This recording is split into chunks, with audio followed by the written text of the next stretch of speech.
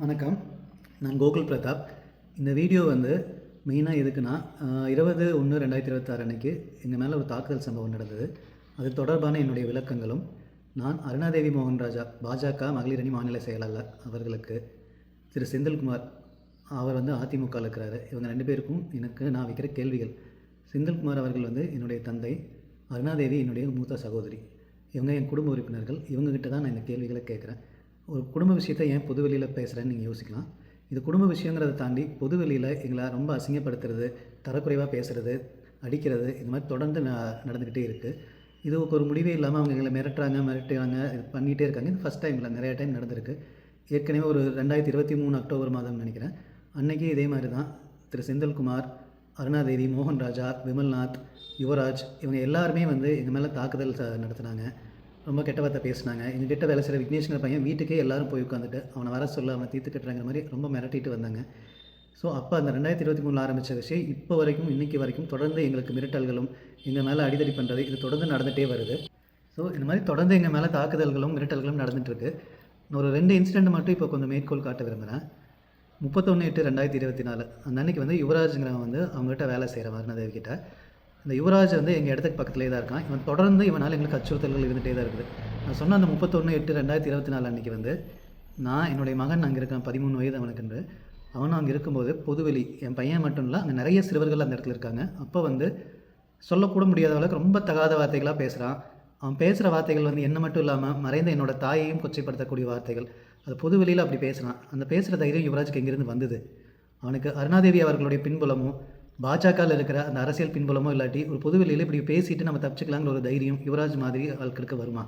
ரொம்ப கொச்சையான வார்த்தைகள்லாம் அன்றைக்கி பேசினா அது வந்து நான் காவல்துறையில் புகாரும் அளித்திருக்கிறேன். இது ஒரு விஷயம். இன்னொரு விஷயம் வந்து, நான் ஏன் அருணாதேவி அவர்களை குறிப்பிடும்போது பாஜக மகளிர் அணி மாநில செயலாளர்கள் ஸ்ட்ரெஸ் பண்ணுறேன் அப்படின்னா, அவங்களோட பண்ணுற தப்புகளுக்கெல்லாம் தெரிந்தோ தெரியாமலோ அவங்களுடைய அரசியல் பின்புலத்தை பயன்படுத்துகிறாங்க. அன்றைக்கி எங்களுடைய தோட்டத்தில் காக்கா சாவடி உதவி ஆய்வாளர் அவர்கள் முன்னிலையிலேயே என்னோடய பொலிட்டிக்கல் இமேஜை காட்டுறேன், உங்களை சும்மா விடமாட்டேன் அப்படின்னு என்னையும் என் மனைவியும் சேர்த்து மிரட்டிட்டு போனாங்க. இது வந்து ஒரு உதவி ஆய்வாளர், காக்கா சாவடி உதவி ஆய்வாளர் முன்னிலையிலே நடந்தது. இது 2க்குமே நான் இப்போ சொன்ன இந்த 2 விஷயங்களுக்குமே எங்கிட்ட ஆதாரங்கள் இருக்குது. வீடியோ ஆதாரங்கள் இந்த 2 விஷயங்களுக்குமே இருக்குது. பல விஷயங்கள் நடந்திருக்கு. நான் ஒரு எக்ஸாம்பிளுக்கு இந்த 2ஐயும் சொல்லியிருக்கேன். ஸோ இப்படி தொடர்ந்து எங்கள் மேலே மிரட்டல்கள் வந்துட்டு இருக்கும்போது, இதனால தான் இப்போ கடைசியாக நடந்த 20/1/2026 அன்றைக்கி நடந்த சம்பவங்களை நான், என்னுடைய மனைவி விக்னேஷ், அங்கே 3 பேரும் மாற்றி மாற்றி எங்களுடைய ஃபோனில் வீடியோ ரெக்கார்டிங் பண்ணோம். இந்த 20/1/2026 அந்த அன்றைக்கி நடந்த சம்பவங்களை நாங்கள் எல்லா ஃபோன்லேயும் ரெக்கார்ட் பண்ணிகிட்டு இருக்கும்போது, அவங்களோட டார்கெட் எங்கள் ஃபோனை எல்லாம் தூக்கி டேமேஜ் பண்ணுங்கிறதுல இருந்தது. ஃபஸ்ட்டு என்னுடைய தந்தை என்னுடைய ஃபோனை பிடிங்கி வீச ட்ரை பண்ணார். நான் அதை ஹோல்ட் பண்ணிட்டேன். என்னுடைய மனைவி செல்ஃபோனை மோகன்ராஜா அவர்கள் தூக்கி வீசினார். அதை அவங்களோட ஆள் எடுத்து வச்சுட்டு தரமாட்டேன்ட்டு அவங்க பிரச்சனை பண்ணிகிட்டு இருந்தாங்க. அது ஒரு விஷயம். அதே மாதிரி எங்கள் கூட வேலை செய்கிற விக்னேஷ்ங்கிற ஒரு பையனோட ஃபோனையும் தூக்கி போட்டு கீழே மிதித்து அதையும் டேமேஜ் பண்ண பார்த்தாங்க. அன்றைக்கி நடந்த சம்பவம் ஒரு ஜஸ்ட்டாக இப்போ சொல்லிடுறேன். அன்றைக்கி நைட் எங்கள் இதில் ஜேசிபி வேலை செஞ்சுட்டு இருக்கும்போது என்னுடைய தந்தை செந்தில்குமார் அவர்கள் அங்கே வர்றாரு. வந்த உடனே அங்கே போய் ஜேசிபி டிரைவரை ரொம்ப கெட்ட வார்த்தையில் பேசிட்டு, ஜேசிபி டிரைவர் காலை பிடிச்சி இழுத்து கீழே தள்ள ட்ரை பண்ணுறாரு. இது சம்பவம் நடக்கிறங்காட்டி நான் வந்து ஜேசிபி டிரைவரை வேலையை நிறுத்திட்டு கிளம்ப சொல்லிட்டேன். அடுத்தது வந்து என்ன வந்து அடிக்க ஆரம்பிக்கிறாரு எங்கள் அப்பா. நான் வீடியோ எடுத்துட்டேன், ஃபோனை பிடிங்கி தூக்கி வீச ட்ரை பண்ணார். என்ன அடிக்கிறாரு, பயங்கரமாக என்ன தாக்குதல் நடத்துகிறாரு. அதுக்கடுத்ததாக என்னுடைய மனைவியோட ஃபோனை பிடிங்கி வீசுகிறாங்க. மோகன்ராஜா வந்து என்னோடய மனைவியோட ஃபோனை பிடிங்கி வீசினான். அடுத்தது விக்னேஷோடைய ஃபோனையும் தூக்கி வீசி அதையும் சேதப்படுத்த ட்ரை பண்ணுறாங்க. இது எல்லாமே நடந்துகிட்ருக்கு. என்ன அடித்து முடிச்சோன்னையுமே என்னுடைய அப்பா செந்தில்குமார், மோகன்ராஜா, யுவராஜ் உள்ளிட்ட எல்லாரும் சேர்ந்து, அங்கே ஒரு 4-5 பேர் எல்லாரும் சேர்ந்து விக்னேஷ்னவரை போட்டு அடிக்க தாக்குதல் நடத்திட்டு இருக்காங்க. அந்த வீடியோ எங்கிட்ட இருக்கிறது பார்த்தாலே கிளியராக தெரியும். விக்னேஷை தான் போட்டு இவங்க எல்லாரும் சேர்ந்து 5-6 பேர் சேர்ந்து அவங்க அடிச்சிட்ருக்காங்க. ஒரு வீடியோ பார்த்துருப்பீங்க நீங்கள், சிலது நியூஸ் சேனலில் கூட வந்தது.